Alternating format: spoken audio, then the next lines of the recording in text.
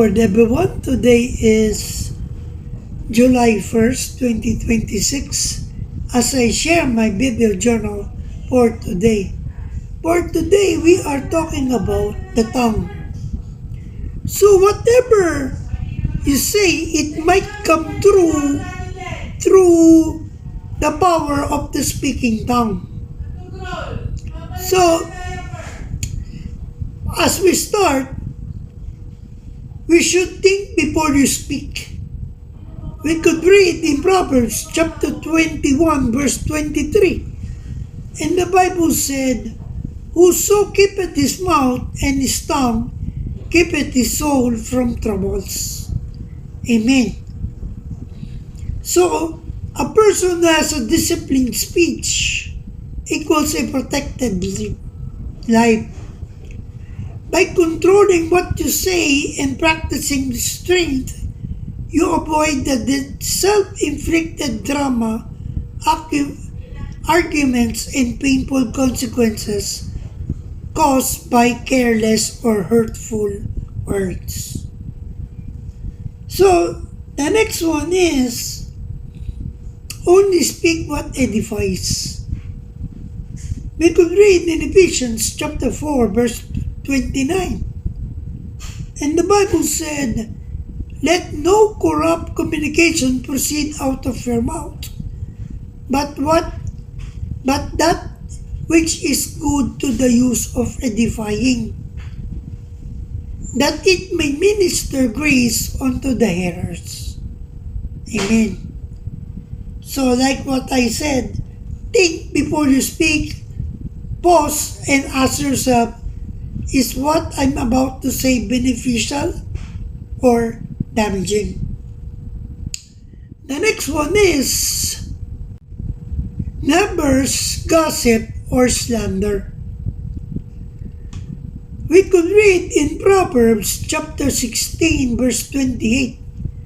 And the Bible said, "A forward man soweth strife, and a whisperer separated chief friends." Amen. So,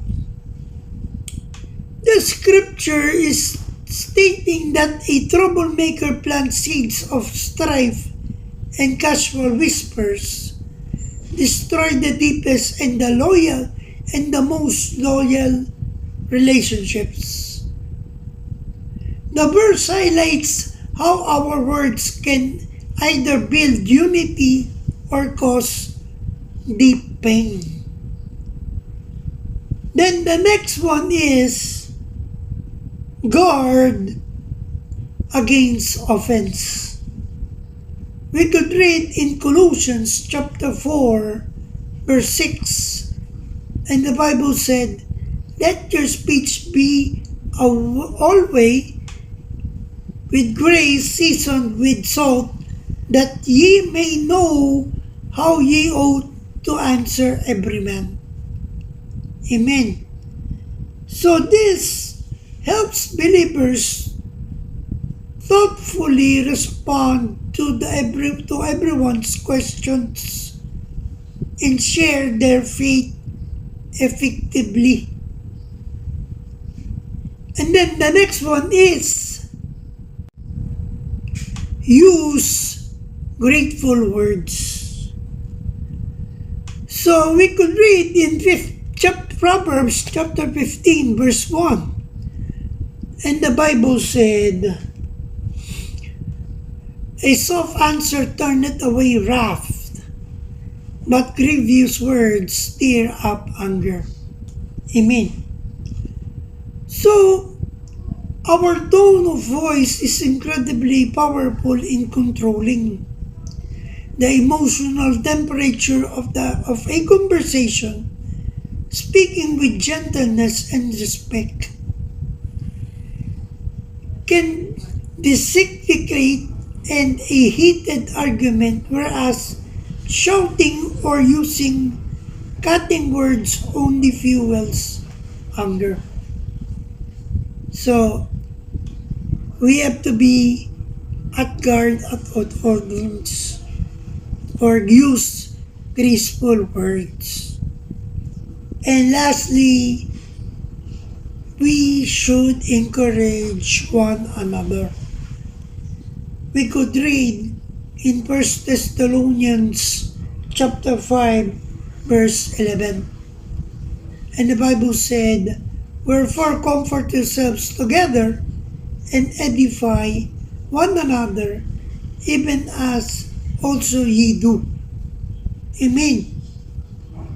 So Christians should actively support, comfort, and strengthen one another's faith using the promise of eternal salvation as a foundation for daily community and hope. So again, we should mind before we speak, because whatever comes in our mouth might become true. And it's better to worship the Lord and spread His wisdom that comes out of your mouth rather than spreading negativity in this world. So I hope I have inspired you with this video journal of mine. Remember, we are on a mission. Keep the fire burning, for we live to serve God. Stay safe and God bless everyone. Good morning.